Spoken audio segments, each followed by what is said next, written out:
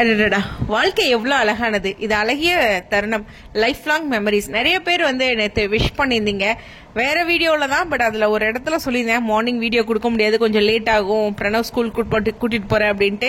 But அவ்வளோ பேரும் அந்த வீடியோ விட்டுட்டு விஷ் பண்ணியிருந்தீங்க. அதுதாங்க உங்களோட அன்பு.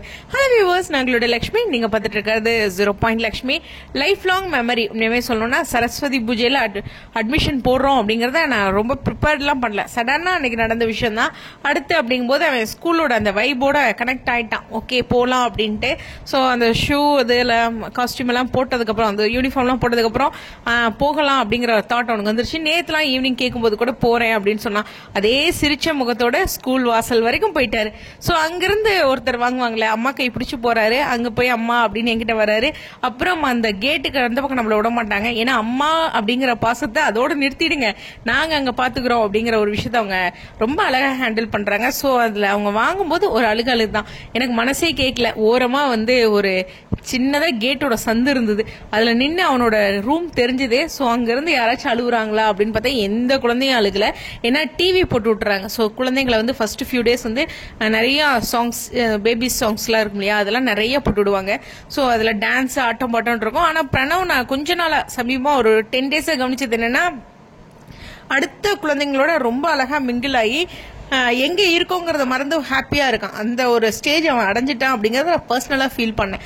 நம்ம ரொம்ப கவனிக்கிறோம் இல்லையா, அதனால கனெக்டட் ஆயிட்டான். ஸோ இருந்தாலும் ஈவினிங் ஆஃப்டர்நூன் நான் போய் கூட்டிட்டு வரலான்னு தான் ஃபர்ஸ்ட் நினைச்சேன்.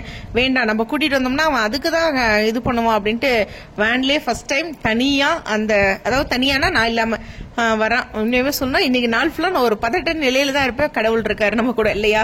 ஸோ அதுதான் நைட்டே தூக்கம்லாம் வரல, ரொம்ப நேரம் ஆச்சு. ஒரு மாதிரி ஆயிட்டா, ஐயோ ரொம்ப ஒரு மாதிரியா இருக்கே அப்படின்ட்டு. ஏன்னா ரொம்ப யோசிப்பேன் நான் எந்த ஒரு விஷயமும் பர்ஃபெக்ஷனா இருக்கவங்கன்ட்டு ஒரு தாட் இருக்குதுல்ல. நம்ம பர்ஃபெக்ஷன்ங்கிறத விடுங்க, பர்ஃபெக்ஷனா இருக்கோங்கிற ஒரு தாட் இருக்குல்ல, அவங்களுக்கு எப்போதுமே ரொம்ப ஸ்ட்ரெஸ், ப்ரெஷர், கோவம் அதிகமா வரும். இப்போ எங்க அம்மா அவர்லாம் பாத்தீங்கன்னா ரொம்ப ஜாலியா தான் இருப்பாங்க எல்லா நாளும். நான் பாத்தீங்கன்னா ஒரு விஷயமும் பர்ஃபெக்டா இருக்கணும்னு ரொம்ப ஸ்ட்ரெஸ் பண்ணிக்குவேன். அந்த ஒரு இதுதான் நைட்டும் இருந்தது. ஏன்னா அவங்களாம் நிம்மதியா தூங்கிட்டு இருந்தாங்க. நான் தான் அவங்க 2 போய் பார்த்துட்டு வந்துட்டு நமக்கு தூக்கமே வரலையே அப்படின்ட்டு பிரணவ் பக்கத்துலயே பார்த்துக்கிட்டே இருந்தேன். அந்த மாதிரி ஒரு டே. பட் லைஃப் லாங் ஒரு மெமரி. உண்மையுமே ரொம்ப சமத்தா அவனுடைய அடுத்த ஒரு பயணம். ஒவ்வொருத்தரும் அடுத்தடுத்த ஸ்டேஜ் நம்ம கடந்து தானே ஆகணும். ஸோ அப்படிதான். ஸோ ரொம்ப அழகா அந்த ஸ்கூலுக்கு ஹேண்டில் பண்றாங்க. அதுல 2 அடுக்கு பாதுகாப்பு அந்த கேட் இருக்கு. ஃபர்ஸ்ட் இதுலயே ஓபன் பண்ண விட மாட்டேங்கிறாங்க. அந்த அளவுக்கு அவங்க கவனிச்சு பாத்துக்கிறாங்க. இது ஒரு பாதுகாப்பான இடத்துல நம்ம விட்டுருக்கோங்கிறதே ஒரு சந்தோஷம் தானே.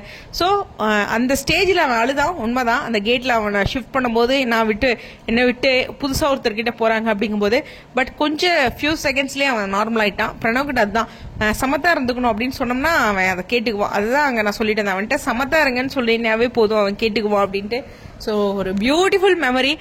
நிறைய பேர்த்தோட பிளெஸிங்ஸ் இருந்திருக்கும் அவனுக்கு. ஸோ நேற்றோட உங்களோட கமெண்ட்ஸ்க்கும் இந்த கமெண்ட்ஸ்க்கும் இப்போ வீடியோட கமெண்ட்ஸ்க்கும் ரொம்ப நன்றி. ஸோ பிரணவ் ஸ்டார்ட் பண்ணிட்டாரு.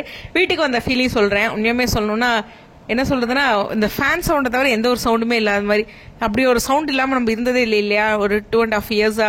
ஸோ அதனால அவர் ரொம்ப ஸ்பெஷலா இருந்தது. அவன் திங்ஸ் எல்லாம் ஒரு மாதிரி ஒரு ஃபீல் வந்துச்சு. அப்புறம் அம்மா இருக்கிறனால இன்னைக்கு பரவாயில்ல. இன்னைக்கு அம்மா இல்லைன்னா கண்டிப்பா அது எனக்கு ஒரு சேலஞ்சிங்கா இருந்திருக்கும். ஸோ அது மாதிரி ஒரு ஃபீலும் இருந்துச்சு. ஸோ ஓகே, இது ஒரு பியூட்டிஃபுல் ஸ்டேஜ். அக்செப்ட் பண்ணிக்கணும் நல்ல விஷயங்கள் அப்படிங்கிறது தான். அவ்வளவுதான். ஒரு மணிக்கு வந்துருவான். அதுக்கு அடுத்து அவன் வரதுக்கு ரெடி பண்ணணும்ல, அந்த ஒரு ஃபீல் இருக்குல்ல, இது ஒவ்வொரு பேரண்ட்டுக்குமே இருக்கிற ஒரு ஃபீல் தான். ஸோ எனக்காக விஷ் பண்ண எல்லாத்துக்குமே நன்றி. அடுத்தடுத்து சுவாரஸ்யமான அப்டேட்ஸ் பார்க்கலாம். ஒரே ஒரு விஷயம், பிக் பாஸ் பற்றி மட்டும் இங்க கீழே யாருமே பேசிக்க வேண்டாம். நான் சுத்தமா பார்க்கவே வேண்டாங்கிறத நினைச்சிட்டேன். நமக்கு இருக்கிற ஸ்ட்ரெஸ்க்கு அது சுத்தமா பார்க்கலன்ட்டு. அதனால அப்படியாமே இப்படியாமே, ஏன்னா நம்ம எம்என்ல இருந்தவங்க இருக்காங்க, நமக்கு தெரிஞ்சவங்க நிறைய பேர் இருக்காங்க இல்லையா. அதனால நீங்க எந்த கொஸ்டின் கேட்டாலும் நான் அதுல 0. ஏன்னா நான் அதை கவனிக்கல, ஃபாலோ பண்ணல. ஓகேவா, புரிதலுக்கு. ஏன்னா எனக்கு கொஞ்சம் டைம் கிடைக்காது. நான் நிறைய சீரியல்ஸே பார்க்க முடியல. அதனால நான் அதெல்லாம் கான்சென்ட்ரேட் பண்ணணும். ஸோ அதனால பிபி பத்தி வேண்டாம் டிஸ்கஷன். ஓகேவா, புரிதலுக்கு கமெண்ட் செக்ஷன்லயும் வேண்டாம். ஓகேவா, ஸ்டேடியம்.